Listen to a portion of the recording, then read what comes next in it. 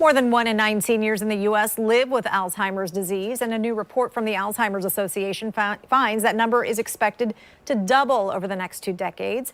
To talk more about this is Joe Baldelomar with the Alzheimer's Association and Jeanette Davis, a former caregiver. Good morning to both of you. Thank you so much for joining us. My father had dementia and my mother was a caregiver for a few years, so we know how difficult personally that it was on the family, and I know for many families around the First Coast dealing with this as well. Joe, Alzheimer's rates doubling over the next many years. Is that why is that? Why is that happening? Just because the increase on aging population. So more boomers aging, Correct. More cases of Alzheimer's. Yes. And that's going to put a big strain on the medical system. Absolutely, as well on the caregivers. And the caregivers as well. And Jeanette, you were a caregiver for who in your family, or a friend? My father. He died of Alzheimer's in 2016. And what was the caregiving process like for you? It was very, very difficult, considering that he actually started off, as a tall, vibrant man, and then to have the disease come in and take total control of his life. It was very detrimental for our entire family. I've got a still that I want to show everybody, some graphics that the toll that this takes on caregivers, okay? Increased incidence of stroke for the caregiver, for heart disease, diabetes, and cancer compared to people who don't have to care for someone else. So that is very difficult to go through. And I know that you've spoken to a lot of people, Joe, Absolutely. to people who have had to deal with this. I know people are hesitant to put their loved ones into a specialized facility that can deal with this. So what can they expect in the home when helping out a loved one?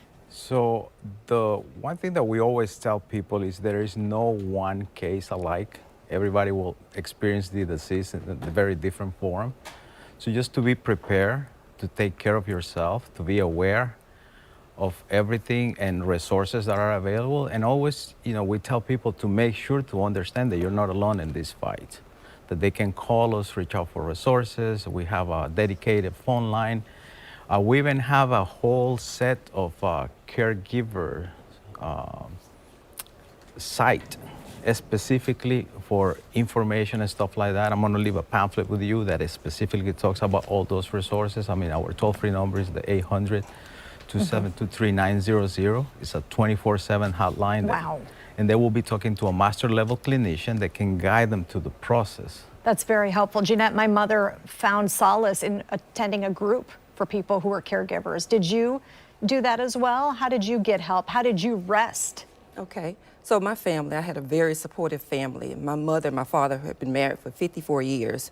With that, I had 2 siblings. So around the clock, we were caretakers 24/7. I would leave Jacksonville and go and help my family in reference to taking care of my father. So to answer your question in reference to how did we make it through, a lot of faith and a lot of working together to make sure that he had everything that he actually needed. I want to go over a survey that was included in this latest report about the doubling of the Alzheimer's population. 4 in 10 people concerned about their own mental decline said they would talk to their doctor right away when they noticed loss of cognitive abilities. How important is it to share those concerns quickly? And how do you know the difference between simple aging and Alzheimer's and dementia? That's a really good question. So the way that we approach this situation, we try to educate and bring that awareness.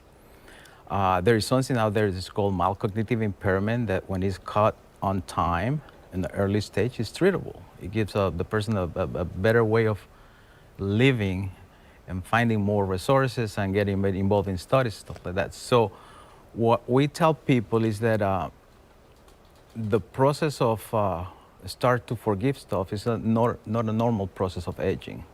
So you should be concerned.